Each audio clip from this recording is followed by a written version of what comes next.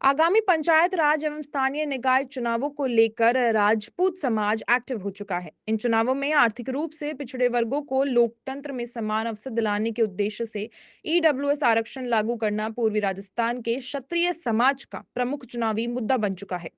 चुनाव से पहले सभी राजनीतिक दलों को इस विषय पर अपना स्पष्ट रुख सामने रखने की शर्त रखी है।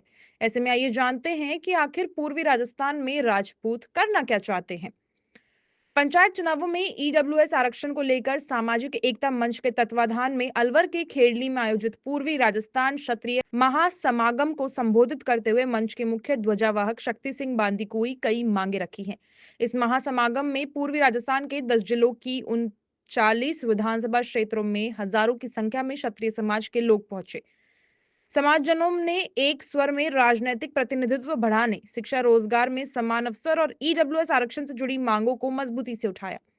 इस समागम में जो प्रमुख मांगे उठाई गई उनमें पूर्वी राजस्थान में राजपूत समाज का राजनीतिक प्रतिनिधित्व बढ़ाया जाना, समाज में शिक्षा एवं रोजगार क्रांति की ठोस शुरुआत करना, ईडब्ल्यूएस आरक्षण को 10% से बढ़ाकर 20% किया जाना, पंचायत राज व स्थानीय निकाय चुनावों में ईडब्ल्यूएस आरक्षण लागू किया जाना, केंद्र सरकार स्तर पर ईडब्ल्यूएस आरक्षण को राजस्थान की तर्ज पर सरल बनाया जाना, क्षत्रिय समाज 36 कौम को साथ लेकर चलने तथा हर पीड़ित को न्याय दिलाने के लिए संघर्ष करना, शिक्षा परिसरों में किसी भी वर्ग के साथ भेदभाव स्वीकार्य नहीं करना, कोई भी कानून छात्रों को जातिगत आधार पर विभाजित नहीं करना और इसी के साथ क्षत्रिय इतिहास के साथ हो रहे खिलवाड़ के खिलाफ सख्त कानून बनाने की मांग आदि शामिल है।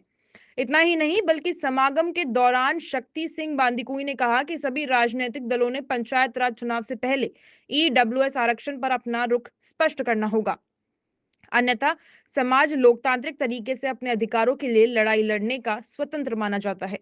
ये लड़ाई किसी एक वर्ग की नहीं बल्कि समान अवसर और सामाजिक न्याय की है। इस महासमागम के उपरांत बांदीकुई के नेतृत्व में हजारों लोगों ने खेडली उप तहसील कार्यालय तक पैदल मार्च निकाला और उपखंड अधिकारी को समाज की मांगों का ज्ञापन भी सौंपा।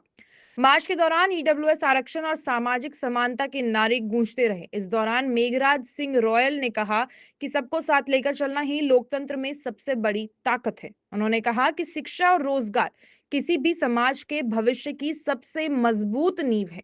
लोकतंत्र में जब जातियों का सम्मान करते हुए और उनका विश्वास जीतकर ही आगे बढ़ा जा सकता है।